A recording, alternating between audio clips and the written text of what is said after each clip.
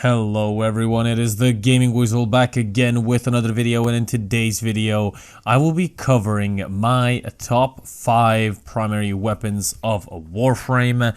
And now these primary weapons are not for beginners, they're just weapons inside of the game that I love using, that I think are very useful for new players, older players, and just in use in general.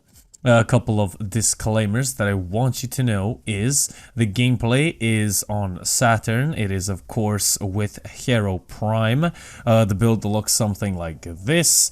Basically I do have a Kavot, so that might influence some of the damage that the weapons do. Some of these weapons are not crit based weapons, but it doesn't really matter. The weapons themselves are very, very good, no matter the stats. These weapons are my weapons that I love using, that I preferred using, that I recommend you guys use. You might like some other weapons more, you might hate these weapons, you know, it is all of course a matter of choice. Now it is the path, as I said. And basically, there's going to be timestamps to all top 5. I won't be, naming, just because, I mean, the point is to listen why I recommended these weapons. So, yeah, let's get right into the top 5.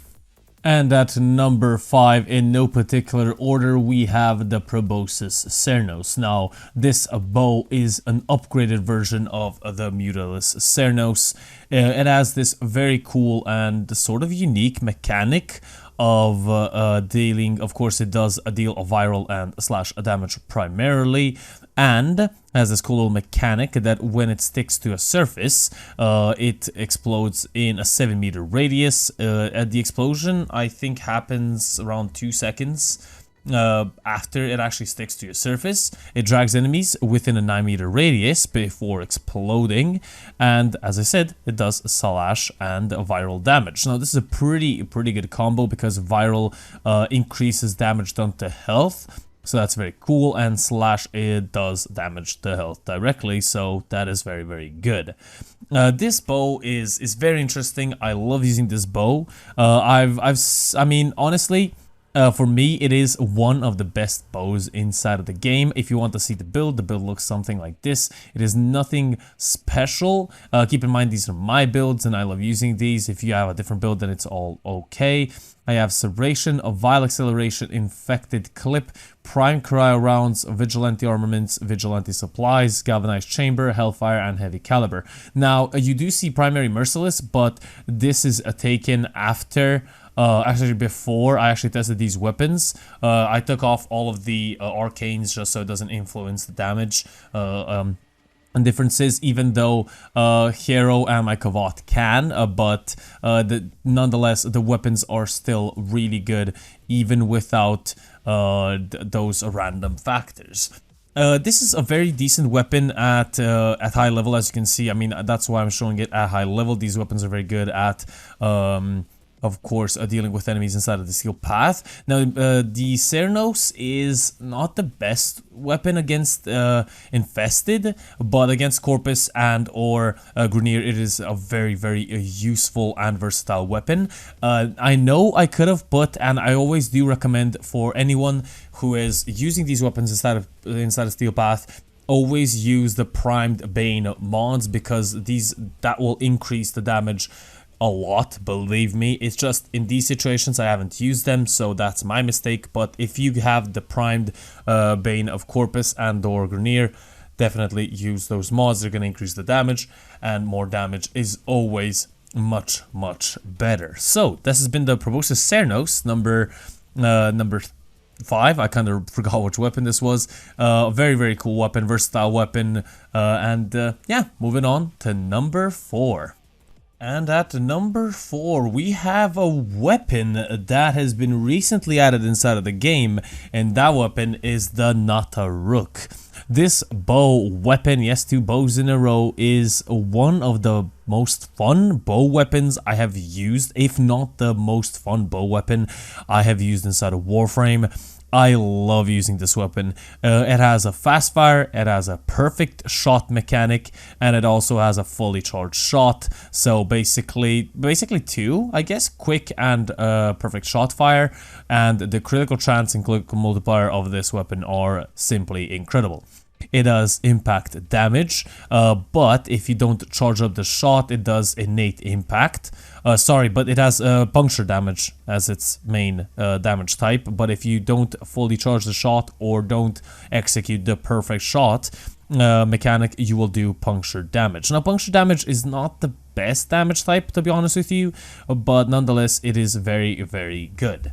Now, releasing the shot around 2/3 of a full shot, so you can see the circle. It is very difficult because of the build that I'm using, which I'll show you in a second, and plus Hero's, I guess, increased increase the rate of fire. You will execute the perfect shot. The reticle will go yellow. That is the moment where you know you're executing the perfect shot, which has a really high critical chance and critical multiplier over a fully charged shot. So yeah, definitely a cool mechanic. You will see red crits with this weapon are basically just amazing.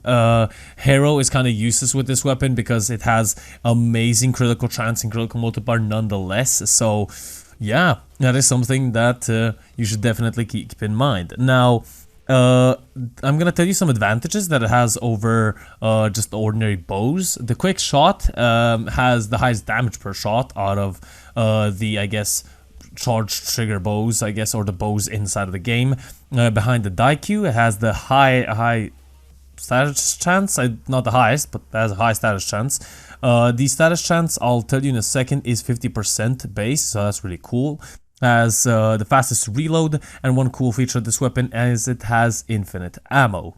Now, the perfect shot mechanic has the highest damage per shot behind the Proboscis Cernos. It has the highest critical chance multiplier and the critical multiplier in itself. So critical chance and critical multiplier are the highest out of all of the bows, and also the highest status chance. Now, what do I mean? The critical chance without any mods with the perfect shot goes up to 60%. The critical multiplier is 2.4, and the status chance is kept at 50. Plus, it has infinite punch through, which is incredible, and it does 72% impact damage, which is okay. It's not the best in the world, but nonetheless, it is very, very good. The build looks something like this. Pretty decent build. It has 2 forma. Some things could definitely be changed out here. It has galvanized chamber, scope, critical delay, serration, vital sense, speed trigger, bladed rounds, and heavy caliber. Now, speed trigger can definitely be pulled out because of that perfect shot mechanic, or maybe a lower level version. As I said, the Bane mods are a must, but I don't have any. I guess you could change out bladed rounds maybe, or galvanized scope, but I wouldn't really recommend you change out galvanized scope. Maybe bladed rounds for another mod, but that is all dependent on you. Maybe a multi-shot mod, even though you do have a galvanized chamber on there. So basically maybe vigilante armaments could be a good one, but I don't know. This build works very, very well for me, so I do not plan on changing it one bit. But yeah, one of the newest weapons and one of the best weapons, primary weapons, I think, inside of the game at the moment, and very, very fun to use. Seeing red numbers all over the place is never gonna get old. So that was number 4. Moving on to number 3. And at number 3, we have the Bubonico. Now, this arm cannon or infested shotgun weapon is one of the weapons that it took me longest to get, just because I couldn't be bothered to get it. But honestly, I have to say it is definitely worth it. As I said, this is in no particular order. I'm not saying that the Bubonico is much better than the Proboscis Cernos. It is just my top 5 weapons. Now, it has 2 firing modes. The first firing mode, it does a barrage of toxin as its main damage type, and slash as well. Primarily slash, but not that far from puncture damage. It does 19 base slash damage and toxin, but if you use the alternative fire, it shoots out 3 explosive viral shots in a burst, and it does very, very good damage, of course, because it is viral, and viral is always good to have as your damage type. It does not have ammo in that sense of the word. It regenerates its ammo, so you don't have to pick anything up or I guess worry about anything about the ammo. So crit chance is 25% with the primary fire base. Crit multiplier is 2.3, so that is very, very cool. And the burst is going to have 3.5% multiplier for crit and 3% crit chance. Now this weapon is very useful in both firing modes, especially with Hero, because you can use it, I guess, in the way you want to. Now with Hero, it runs out of ammo very, very fast, and if you want to just shoot down and mow down enemies, you can definitely use the first fire or just the automatic fire, I guess. And if you want to kill a massive area of enemies, you can definitely use your third, I guess, second alternative fire, and doing a viral damage with those 3 explosion shots. So a very versatile weapon, I have to say, and a very fun weapon to use and play with. As you can see in the gameplay, I'm switching up between the alternative and the primary fire, so honestly, I have to say, one of the more fun weapons inside the game. Definitely a really good weapon. The build looks something like this, and pretty much a basic build in my opinion. Primed point blank, blunderbuss, a toxic barrage, primed chilling grasp, vigilante armaments, blaze, primed ravage, and galvanized hell. Now, if you want, and as I said, instead of blaze, for example, or toxic or vigilante armaments, you can maybe put on and I definitely would recommend, you know, Bane mods, as I said, but other than that, I think the build is pretty good in and of itself, and there's no need of actually changing the build that much, so it really is dependent on what you want to do with it. But I definitely recommend this build. If you don't like it, change it up and play and build your build the way you want to. Of course, Warframe is made for that, so create your own weapon. But the Bubonico, number 3, a very good weapon. And moving on to number 2. And at number 2, we have one of our favorite weapons in the game. It is the Kuva Brahma, of course. Now, I've been torn up between the Kuva Tsar and the Kuva Brahma. Even though I think that the Kuva Tsar is a little bit better, I really couldn't put it in this video because I don't have a good Kuva Tsar. But nonetheless, that is on par or not even better, or even better than the Kuva Brahma itself. But I'm gonna put the Kuva Brahma here, and if you want, definitely get the Kuva Tsar, one of the best, if not one of the most useful weapons inside of the game. Now, the Kuva Brahma is, of course, another bow, so 3 bows in this list, with an explosive cluster bomb. Fire dealing blast damage. It has a 35% critical chance and a 2.1% critical multiplier. Does impact damage primarily, and as I said, blast damage when the explosion, you know, goes off. Now, a really cool mod that I don't have on this weapon, and I'll show you the build right now. We have a Serration, Heavy Caliber, then we have Vital Sense, Prime Cryo Rounds, Critical Delay, Vigilante Supplies, Vigilante Armaments, Malignant Force, and Galvanized Chamber. Primed Firestorm would be very, very good on this weapon instead of, for example, I guess Vigilante Armaments, or maybe, I don't know, actually, I guess instead of Malignant Force, depending on the status type that you have on your Kuva Brahma. So either one of those two would be pretty good, but Firestorm is one of the best mods you can possibly equip on the Kuva Brahma, so definitely get that if you possibly get the chance. This weapon is simply incredible. I love using this weapon. This weapon was a beast weapon before. It is still a very great and versatile weapon. I love using this weapon. It is very fun. The only downside is that it has a low ammo count of 5.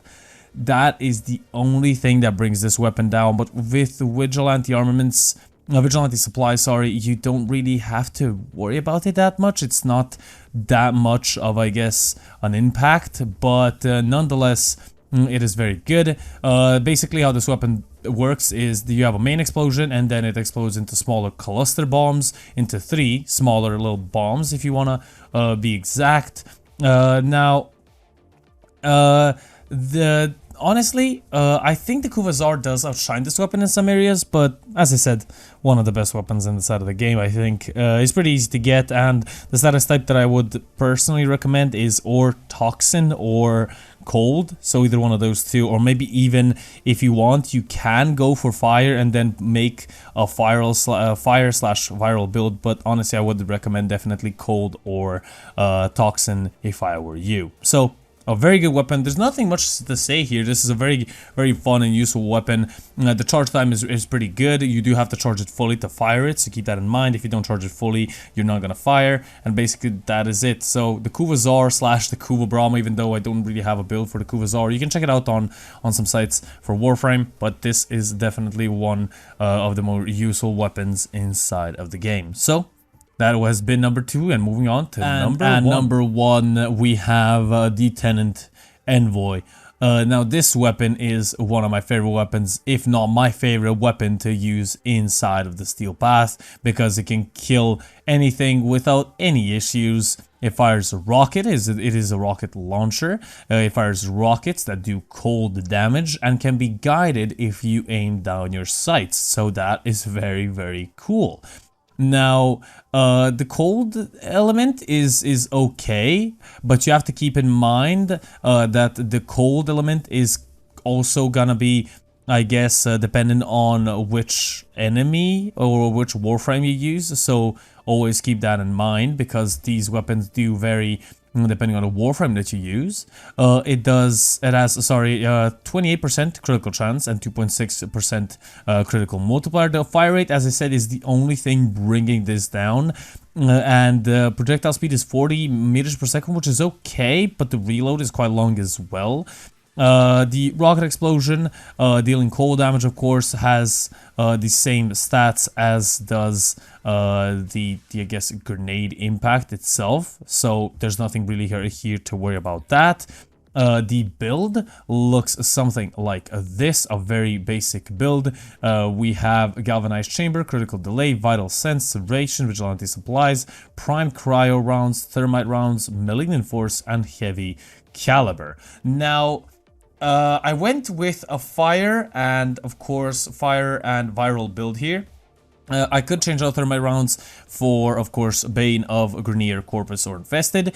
Vigilante Supplies, honestly, I've realized you don't really need with this weapon, because the max ammo count is going to be 24 and a magazine size of 8. But it's always good to have this mod just in case you need it. So basically, yeah. You will see me kill enemies, basically, or especially the Acolytes, without any issues in 2 to 3 shots, and you don't have to worry about anything or anyone stopping you inside a Steel Path with this weapon. This is one of the best weapons inside of the game, in my opinion, and I love using this weapon. As I said, the fire rate is one of the downsides, but other than that, everything else about this weapon is simply incredible. And basically, that is it. Hope you guys enjoyed. If you guys did, leave a like, a comment, and subscribe. I always do appreciate it. And I always appreciate you guys. If you have maybe some weapons that you think are better than my weapons on this list, leave it in the comment section below. And I will, answer you guys and talk about it and stuff like that. And this has been the Gaming Weasel, over and out.